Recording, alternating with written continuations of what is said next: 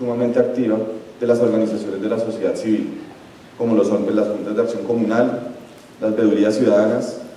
grupos de la tercera edad, grupos juveniles y cabildo abierto, entre otros. Los temas tratados en los eventos de participación ciudadana fueron contexto,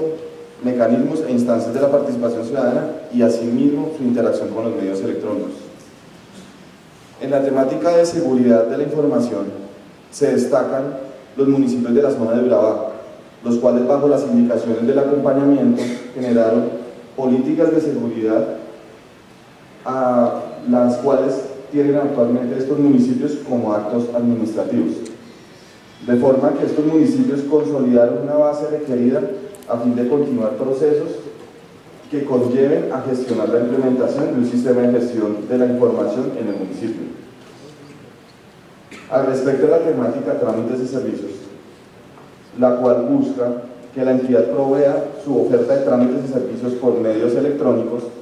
se llevaron a la entidad una serie de lineamientos de